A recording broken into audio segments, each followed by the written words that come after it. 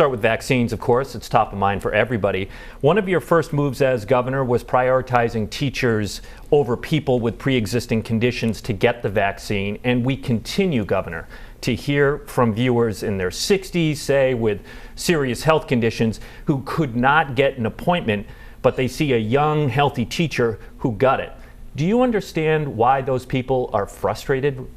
Yeah, there's not enough supply for the demand, but the first thing I did was to get the vaccine off the shelves. There was about 80,000 doses that were on the shelves, and I said, get them out. So we've been building capacity out right now in advance of when the supply is coming. So as far as the teachers came, that came a few days in, a few weeks in, but I was on the record saying at the moment when it was the right moment, we needed to do that. Look, in our lives, our kids, our grandkids are the most important thing in our lives, right? They're our highest priority. Right now, our kids need to be served. So to do that, vaccinating teachers takes care of our children. So that's why that's there. We need to get our schools open, and we will get them open before the end of the school year. But in that moment, Governor, you could have made teachers eligible and people with pre-existing conditions and moved the 14,000 doses that you got from nursing homes into that pool so everybody could sign up. But you made the choice just to target teachers. Yeah, so the education is a very important factor, and getting the kids back in physically, mentally, they need the help.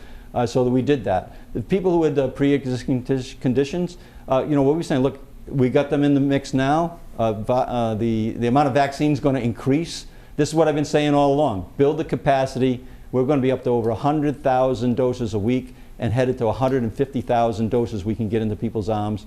We're sending a letter to the White House today to make sure that we're getting those, you know, the supply. And right now what we need to do is have the discipline that we've had to keep ourselves safe, regardless of who you are. The discipline, and then when we do that supply is going to increase. And when it does, we're going to be... But last Friday, when there were 1,600 doses coming online, you opened up eligibility to 160,000 people. That math obviously does not add up. Did you do that because you were facing the criticism that you got for making that decision with teachers? No, absolutely not. And I would say, and I've answered this question at this channel, that look, we could have done better, thought better about that rollout, but that was a snapshot of about 2 hours of time, right? We have people that even yesterday were objecting to that, asking the same question, that actually went online yesterday and they got an appointment to have a shot in a week or so. But we're still hearing from viewers, Governor. That's not everybody. Well, you're going to continue to hear from everybody because the demand is significantly higher than the supply. We know that. What we're doing is we're building out the ability to put shots in the arm. That was the first thing we did, right? The teachers weren't the first thing we did. The first thing we did was getting municipalities involved, making sure that they were up and ready to put shots in the arms. As far as building out state sites, that's happening right now. That wasn't happening before, you know, I was incoming governor. And we're got the capacity up. That's the main thing to understand.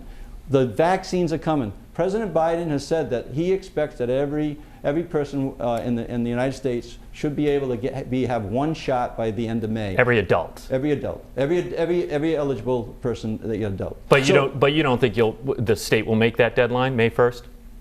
His goal was to have everybody have one shot in the arm by the end of May, and if they supply us with the supply, we will do that. And that's the most important thing that I want people to know, is that we built out the capacity in a way in advance of the supply. And yes, people who are frustrated out there, we get it.